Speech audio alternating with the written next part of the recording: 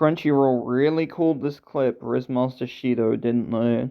Episode 3 time. This one was hard to review because it was so good I found myself watching it instead of writing notes about it, but I've tried my best, so let's go. Shido saying he frequents a supermarket that is currently shooting DEM made me laugh. The scene after that is Kurumi clones fighting the Nebuchadnezzar, and Kurumi has some very raw lines. Of course, there is no hell deep enough for the likes of you is the first to come to mind, but I'll lay out your heads in front of your beloved father also goes pretty hard. It's really nice seeing the AST be relevant again and also realizing what side is the right one to be fighting for. Also, it's pretty funny how the group shots are just Ryoko, Miki, and then a bunch of random NPCs. Oh yeah, also Irene Fox, nobody's favorite Data Live character. I feel like they wanted to use Jessica here, but then they remembered she was dead, and they were like, Irene Fox. The next scene is where Origami and Artemisia fight, and the background music is Rhapsody Time for some reason. Yeah, I don't know why it's playing Kurumi music in a fight that Kurumi isn't even in. I feel like they should have played the name of Origami's battle theme, because it's Origami's battle theme and she's the one fighting, but whatever. Let's see here. The notes say, I want Artemisia to step on me. Huh.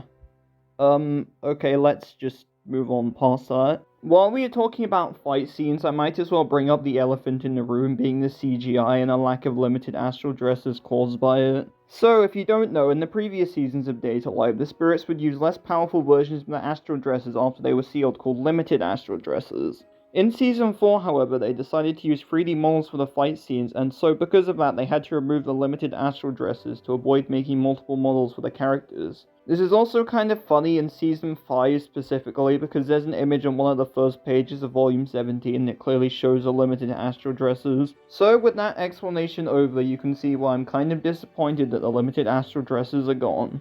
However, putting those aside, the CGI and fight scenes have clearly been improved from Season 4. Actually, the animation in general has been improved. If you watch them back to back, it's pretty easy to tell that Season 5 looks better than Season 4. I haven't watched them back to back, I'm just assuming, but whatever. These models look pretty cool. They should use them in a video game or something. Data Live, the video game. I mean, I guess that's what the visual novels are, but like, like an actual video game, like a JRPG or something. Them keeping in the scene where Karen tells Elliot that she wants to run away with him is kind of strange, since they didn't do anything with Karen in Season 4. This kind of comes out of nowhere for anime only, since in the light novel you would already know how horny she is for Elliot at this point, but in the anime this is like the second time Karen has talked. Also, you know shit's going down when the wheelchair man stands up. Seeing Giga Chad Woodman finally fight was so cool, although him actually beating the shit out of Ellen is gonna come later. We now get what Crunchyroll described as Rizmaster Shido. It was really funny seeing Shido kiss all the Nebuchadnezzar and them dying because of it. This was actually censored, I guess, from the light novel, where the Nebuchadnezzar were, shall we say, stripped of more than just their dignity. Also, Shido saying, I'm not letting you go, kittens, was something I knew he was going to say from reading the light novels, but it still sounds really weird, and sounds like something a Discord mod would say, and I didn't like it. Shit. I just said it myself. Moving on. Shido going in to kiss Nebuchadnezzar, but pulling in Kurumi instead was a pretty smooth transition. But we're cutting back to Artemisia now, so that's not important.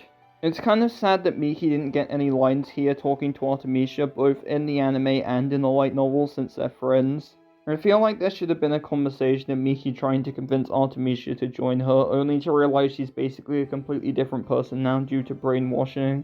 We did get a "Was I useful to you, Origami-san," though, which wasn't in the light novel, so I guess I'll take what I can get. The Season 5 staff trying to sneak in Miki being a lesbian for Origami to appeal to the two Data Strike fans. So basically me and some random Japanese guy is very awesome. Mukuro has unlocked Artemisia's memories, so for her achievement of saving Best Girl, Mukuro gets to go in the thumbnail. Unfortunately, however, now that Artemisia's been defeated, she'll be gone for a while, which is very sad. How am I going to get my Artemisia fix now? Oh well, I guess it's time to read Data Strike again. Okay, I'm back. What's happening now? Oh yeah, Kurumi, I forgot about her. It's funny how the Nebuchadnezzar just float there for like a whole minute while waiting for Shido and Kurumi to talk it out. How nice of them.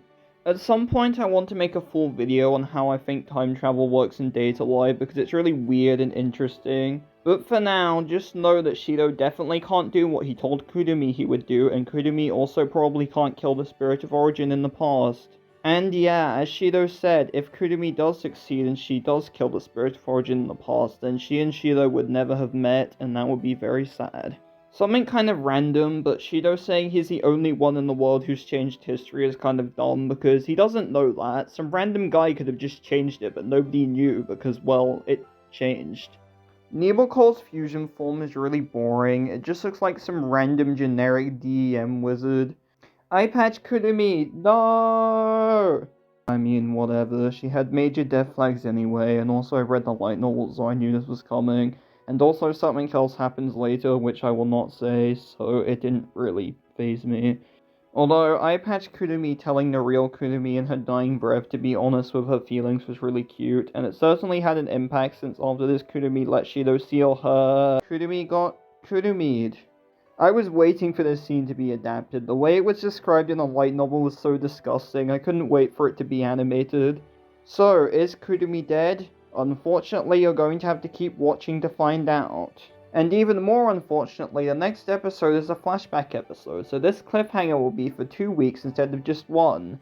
So, sorry anime onlys. I'm excited to see the flashback episode, but I'm also so invested in the main story that I just want it to continue, but that's a discussion for next week. You probably know the drill by now. What would I rate this episode? Well, take a wild guess, 3rd time in a row, 10 out of 10. I was so invested in this episode from start to finish, and when it was over, I just wanted more. There were so many amazing moments that my stupid review can't do justice, so if you haven't watched it, go do that right now. I will be back next week with the review of episode 4, and yeah, I guess take care for now.